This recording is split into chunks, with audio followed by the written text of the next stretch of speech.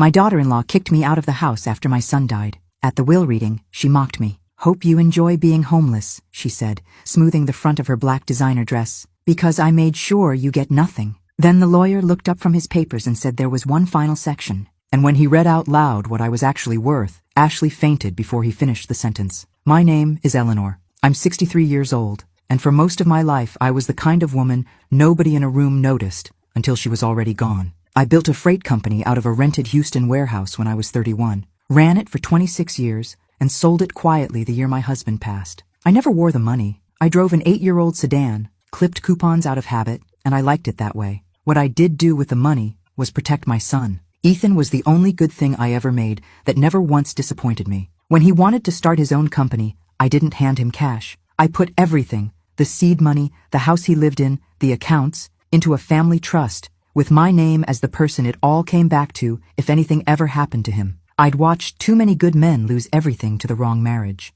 I told myself I was just being careful. I had no idea how careful I would need to be. Then Ethan married Ashley. She was beautiful and warm for exactly as long as it took to move in. After that, my calls started going to voicemail. Sunday dinners stopped. 2 years went by where I saw my own son maybe 4 times a year. Always with Ashley's hand on his arm. Always with her cousin Chelsea somewhere in the house. A woman who'd shown up right after the wedding and simply never left. Then, 6 weeks before he died, Ethan called me, late at night, his voice low, like he didn't want to be overheard. He said money was leaving his accounts, and he couldn't trace it. He said he'd found a life insurance policy on himself, a large one, that he swore he never signed. He said Chelsea gave him a feeling he couldn't explain, and he asked me to hold on to an envelope for him. "Just in case, Mom," he said, "just in case." 2 weeks later, the brakes on his car failed on a dry, empty road at the bottom of a hill he had driven 1,000 times. So when Ashley told me to get out, I got out. When she scheduled the will reading so she could watch me get nothing, I went. I sat in that lawyer's office in the same coat I'd worn to bury my son,